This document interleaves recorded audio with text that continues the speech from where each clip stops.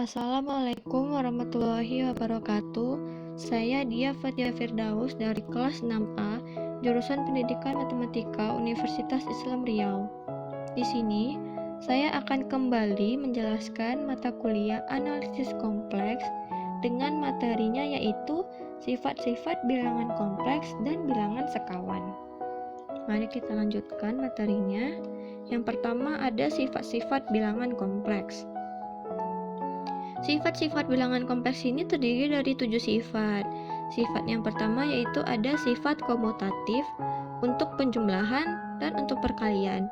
Untuk penjumlahannya, sifat-sifat komutatifnya yaitu Z1 ditambah Z2 itu hasilnya akan sama dengan Z2 ditambah Z1. Nah, untuk perkaliannya yaitu Z1 dikali Z2 hasilnya juga akan sama dengan Z2 dikali Z1. Lanjut ke sifat yang kedua yaitu ada sifat asosiatif pada penjumlahan dan perkalian. Z1 ditambah dalam kurung Z2 ditambah Z3 itu hasilnya akan sama juga dengan dalam kurung Z1 ditambah Z2 lalu tambahkan dengan Z3. Maka ini merupakan sifat asosiatif pada penjumlahan. Untuk perkaliannya seperti ini, Z1 dikali dalam kurung Z2 dikali Z3 sama dengan Z1 dikali Z2 lalu kita kalikan dengan Z3. Seperti itu. Lanjut ke sifat distributif kiri dan kanan. Untuk yang kanan seperti ini rumusnya, Z1 dikali dalam kurung Z2 ditambah Z3, maka seperti ini bentuk lainnya. Hasil yang kiri ini akan sama dengan hasil yang di kanan. Lalu untuk yang kiri seperti ini, Z1 ditambah Z2 lalu kita kalikan dengan Z3, itu hasilnya juga sama dengan Z1 dikali Z3 ditambah Z2 dikali Z3. Ini kita kalikan saja ke dalam. Lanjut yang keempat ada identitas penjumlah, yaitu Z ditambah 0 sama dengan Z dengan nolnya itu 0,0 atau nolnya sama dengan 0,0i. Ini X, ini Y. Ini bilangan real, ini imajiner. Lalu ada identitas perkalian yaitu Z dikali 1 sama dengan Z dengan 1 sama dengan 1,0 atau 1 sama dengan 1,0i. Maka X-nya ya berarti ini dikali ditambah X, ini ditambah X seperti itu. Lanjut yang keenam yaitu memiliki inverse penjumlahan. Z ditambah negatif Z sama dengan 0 dengan negatif Z sama dengan negatif X, negatif Y atau negatif Z sama dengan negatif X dikurang Y. Tentu saja kita kurangkan atau kita operasikan jika Z ditambah Z negatif Z itu sama dengan 0. Sedangkan Z saja bentuk awalnya yaitu atau bentuk umumnya yaitu kan X ditambah Y. Lalu inversenya dari penjumlahan yaitu negatif X dikurang Y, maka tentu saja jika kita operasikan maka hasilnya yaitu sama dengan 0. Lanjut ke sifat yang terakhir yaitu memiliki inverse perkalian. Nah, jika Z dikali Z inverse sama dengan 1 dengan Z inverse-nya yaitu X per X pangkat 2 ditambah Y pangkat 2 lalu Y-nya per X pangkat 2 ditambah Y pangkat 2 seperti itu. Masuk ke contoh. Nah, ini ada soal. Jika Z1-nya 6 ditambah 2i, Z2-nya negatif 8 ditambah 3i, Z3-nya 4 dikurang i, maka kita cari hasil dari soal yang pertama, yang kedua, dan yang ketiga. Untuk soal yang pertama ini jawabannya atau ini caranya.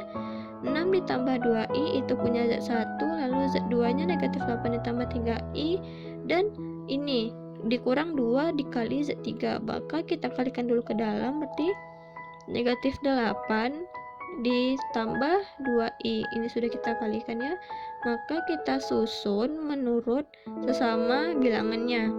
6 dikurang 8 dikurang 8 juga, itu tuh merupakan bilangan real, dan yang sesama i ini kita susun juga, maka itu merupakan bilangan imajiner, maka didapati hasil negatif 10 ditambah 7i. Nah, ini tadi juga. Nah, ini kita ketemu Z1 ditambah Z2 lalu kita kalikan dengan Z3. Ini merupakan sifat dari apa? Ini merupakan sifat dari distributif yang kiri seperti ini.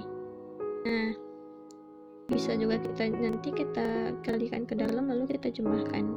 Tetapi di sini saya tetap menggunakannya 6 ditambah 2i ditambah min 8 ditambah 3i. 6 dikurang min 8 sama dengan min 2, lalu 2 ditambah 3i sama dengan 5i. Berarti min 2 ditambah 5i lalu kita kalikan dengan 4 dikurang i. Maka hasilnya sama dengan negatif 3 ditambah 22i, seperti itu. Lanjut ke sifat yang ketiga, yaitu ada Z soal maksud saya. Z1 ditambah Z2 ditambah Z3. Z1 dikali Z2, Z1 dikali dalam kurung Z2 ditambah Z3. Seperti ini kita masukkan angkanya sama seperti soal nomor 2 tadi, bedanya di sini yang kiri dan di sini yang kanan. Maka didapati hasil negatif 28 ditambah 4i, seperti itu. Lanjut ke materi selanjutnya, yaitu ada bilangan sekawan. Nah, konjugat dari suatu bilangan kompleks didefinisikan sebagai bilangan kompleks yang berbentuk konjugat dari Z sama dengan X dikurang IY. Konjugat itu maksudnya sekawan, jadi sekawan itu sama dengan konjugat. Konjugat tersebut juga dapat dinyatakan sebagai pasangan berurut X, negatif Y. Maksud dari konjugat ini adalah bilangan imajinernya yaitu negatif Y. Karena bentuk awal atau bentuk umum dari bilangan kompleks itu adalah Z sama dengan X ditambah Y kan, maka jika bilangan sekawan atau bilangan konjugatnya yaitu Z konjugat sama dengan X dikurang negatif Y, Z dikurang Y, berarti imajinernya itu yang berubah, yang awalnya di sini positif X, Y, maka Y-nya berubah atau imajinernya berubah jadi negatif.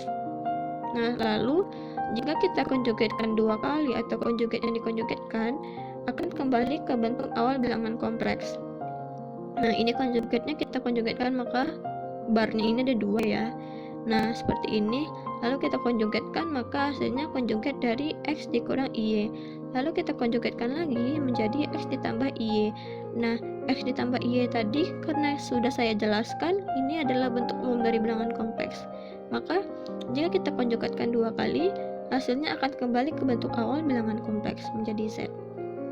Lalu modulus dari bentuk konjugat kompleks adalah modulus dari bilangan kompleks, yaitu jika kita moduluskan atau kita mutlakkan, maka seperti ini, X pangkat 2 ditambah dalam kurung negatifnya pangkat 2 lalu diakarkan.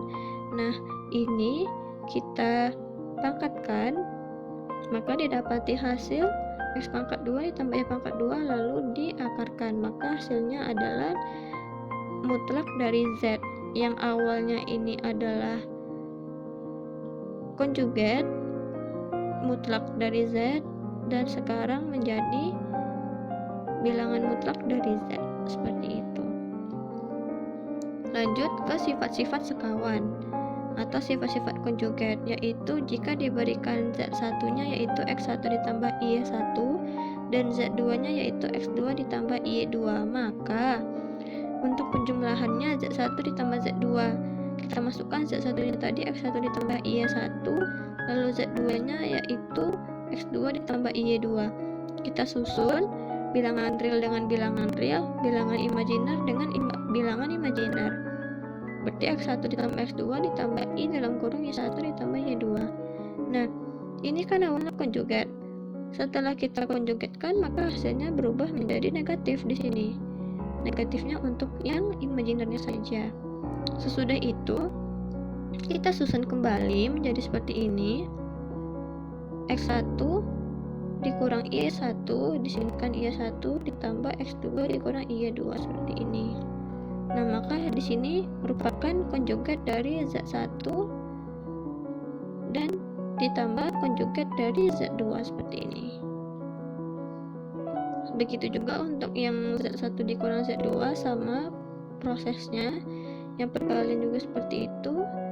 Dan di sini ada pembagian, dan di sini ada jika Z biasa dikalikan dengan Z konjugat, maka hasilnya adalah bilangan mutlak dari Z lalu dikuadratkan. Seperti itu. Baiklah, kita masuk ke contoh, yaitu tunjukkan konjugat dari 3 ditambah 6i lalu dikuadratkan. maka hasilnya akan 27 dikurang 36i. Mari kita selesaikan seperti ini, berarti kita kuadratkan, kita kalikan seperti ini, 3 ditambah 6i dikali 3 ditambah 6i. 3 dikali 3 9, lalu 3 dikali 6 18i, 6 dikali 3 18i, lalu kita jumlahkan didapati hasilnya 36i. Lalu 6i dikali 6i yaitu ditambah 36i kuadrat. Ingat, i kuadrat itu hasilnya sama juga dengan negatif 1. Nah, maka 36 dikali i kuadrat atau 36 dikali negatif 1 sama dengan negatif 36. Maka di sini langsung saja saya tulis negatif 36. Lalu kita operasikan atau kita kurangkan 9 dikurang 36 itu negatif 27 dan ditambah 36i. Ketika kita konjugatkan, maka hasilnya adalah negatif 27 dikurang 36i. Karena negatif atau ini yang bentuk negatif y-nya, karena di sini adalah imajiner. Karena konjugat itu adalah bilangan imajinernya saja yang diubah. Yang awalnya positif jadi negatif atau negatif jadi positif, seperti itu. Terima kasih atas perhatian teman-teman semua. Apabila saya banyak kesalahan, saya mohon maaf. Saya akhiri dengan wabillahi taufiq wal hidayah. Wassalamualaikum warahmatullahi wabarakatuh.